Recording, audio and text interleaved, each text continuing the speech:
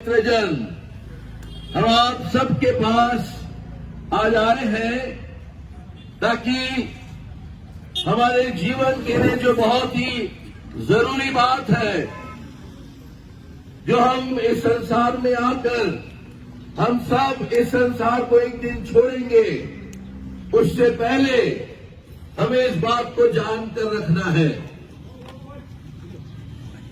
एक बड़ा प्रश्न है और वो प्रश्न का जवाब कहीं नहीं मिलता, सिर्फ बाइबल में मिलता है। ये बाइबल परमेश्वर का पवित्र वचन है, परमेश्वर की वाणी इस वचन में सुनाई देती है। और वो प्रश्न ये है, मनुष्य कहां से आया? ये एक बड़ा प्रश्न है। और दूसरा प्रश्न ये है, मनुष्य कहां जाएगा? हम कहां से आए और हम कहां जाते हैं?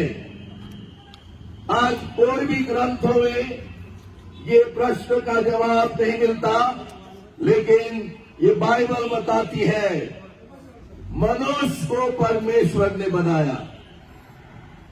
इस धरती में से मिट्टी को लिया और उत्पत्ति 2 और 7 पर, बाइबल में एक पहली पुस्तक है उत्पत्ति 2 अध्याय 7 पद में लिखा है, परमेश्वर ने उस मिट्टी के अंदर अपना सांस डाला और मनुष्य एक जीवित प्राणी हो गया। और इसीलिए वो पहला मनुष्य आदम, शायद आप भी कभी कभी ये शब्द इस्तेमाल करते होंगे, बाबा आदम, मतलब पहला मनुष्य जो इस संसार में बनाया गया। और जो दूसरा प्रश्न, ये मनुष्य कहा जाता है, बाइबल बताती है, इब्रानी की पुस्तक बाइबल में है और उसका 9 अध्याय और 27 पद में लिखा है कि एक बार मनुष्य को मरण और उसके बाद उसका न्याय होना ये निश्चित है। मृत्यु कोई भी हो, कोई भी वो पृष्ठभूमि का मनुष्य क्यों न हो, लेकिन हर एक मनुष्य के जीवन में एक बार मृत्यु आती ही है। और उसके बाद बाइबल कहता है कि उसका न्याय होगा, परमेश्वर न्याय करेगा, क्योंकि परमेश्वर धर्मी मनुष्य परमेश्वर है।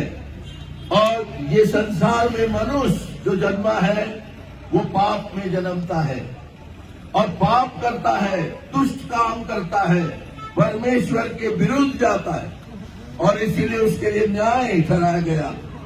और न्याय के बाद अनंत नरक में वो जाएगा।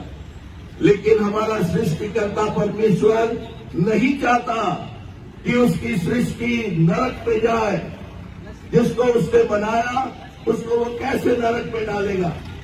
और इसीलिए उसी प्रभु ने हमारे बचने के लिए उपाय किया, और वो था उसका अपना बलिदान। वो इसीलिए इस संसार में आया। इन दिनों में ये बड़ा पर्व का दिन है जिसको क्रिसमस कहते हैं। सारा संसार मनाता है, और ये संसार इस बात को मनाता है कि 25 तारीख दिसंबर प्रभु यीशु इस संसार में जन्म लिया। और वो जन्म इसीलिए लिया था ताकि हर एक पापी मनुष्य के लिए वो अपना प्राण दे। उसने निष्पाप निष्कलंक जीवन बिताया, उसने मनुष्यों की सेवा की, बड़े बड़े चमत्कार किए, मरे हुओं को भी जिलाया। लेकिन ये चमत्कार ने मनुष्य को बचा नहीं सका। इसलिए परमेश्वर ने मनुष्य के लिए प्रायश्चित किया। वो खुद कलवरी क्रूस के ऊपर मरा।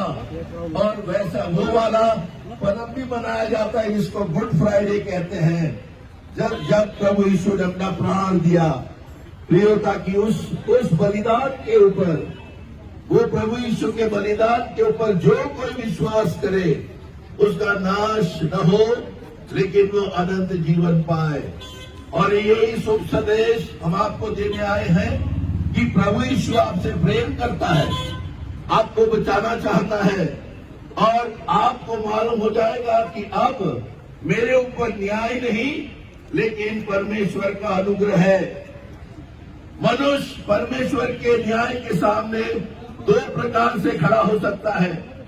एक है, अगर वो सब कुछ अच्छा करे, कोई पाप ना करे, तो परमेश्वर के सामने वो खड़ा होकर छाती फुलाकर कह सकता है मैंने कुछ नहीं किया। लेकिन इस संसार में ऐसा कोई भी मनुष्य नहीं जो ऐसा कह सके मैंने कोई पाप नहीं किया है। हम सब पाप किए हैं और पाप की मजदूरी मृत्यु है। और इसीलिए प्रभु यीशु संसार में ऐसे पापी को बचाने आया। इसलिए प्रभु यीशु धर्मियों को नहीं, क्योंकि संसार में धर्मी कोई नहीं है, वो पापियों को ढूंढता है, आज आपको ढूंढ रहा है। और इसलिए हम आपके पास आए ये संदेश लेकर, ये बताने में हमारा व्यक्तिगत कोई फायदा नहीं है। हमारा फायदा इतना ही कि आप एक दिन प्रभु के स्वर्ग में हो और आपको वो स्वर्ग मिल सके। पर शर्त ये है, अगर आप प्रभु यीशु के ऊपर विश्वास करो, उसके बलिदान के ऊपर विश्वास करो और उसको कहो हे प्रभु मैं पापी हूं, मुझ पर दया कर, तुरंत वो आपके पाप क्षमा करेगा, आप उसके संतान बन जाएंगे। इसीलिए प्रभु आपको आशीष दे, आपके परिवारों को आशीष दे, और ये मुक्ति का जीवन, ये मुक्ति, ये पापों की क्षमा, ये पाप से छुटकारा आप पा सको, ये हमारी प्रार्थना है।